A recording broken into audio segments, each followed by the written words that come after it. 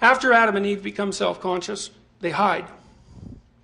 And this is actually a comical part of Genesis. It's never really read as a comedy, but it is a comedy. Even the fall itself is a comedy. And so they're hiding away behind a bush.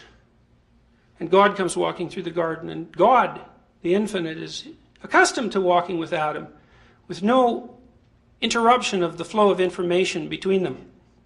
But Adam isn't there. And God says, you know, where have you gone? And Adam says, well, I'm hiding. And God says, which is kind of stupid, really. And this is why it's a comedy. It's like he's hiding behind a bush. And this is God. And he can see through bushes. And like Adam should know that. But it doesn't really matter. He's hiding behind this bush anyways. And God, so Adam says, I'm hiding. And God says, well, why are you hiding? Well, it's because Adam is ashamed. And Adam says, well, I'm naked.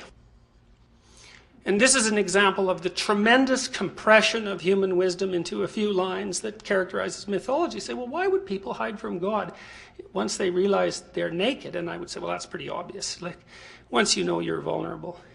Or do you really have enough courage to manifest any sort of semblance of a divine destiny? Well, the answer to that is pretty much clearly no, and it's no bloody wonder. And so the hiding is, people hide when they're self-conscious and vulnerable. And what do they hide from? They hide from their deepest destiny, and it's no wonder.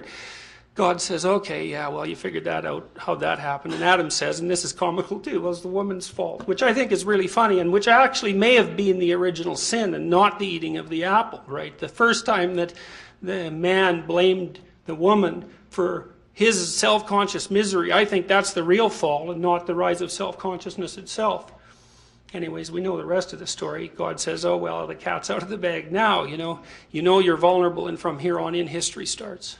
You're out of paradise. You're out of unconscious identification with the natural world. You're going to work. You're going to sweat. Lots of the time it isn't going to work. And women, they're going to be beholden to their husbands, not because that's divine fiat, but because the developmental dependency of a human infant is so extreme that women are cursed to rely on men for protection when they're at their most vulnerable.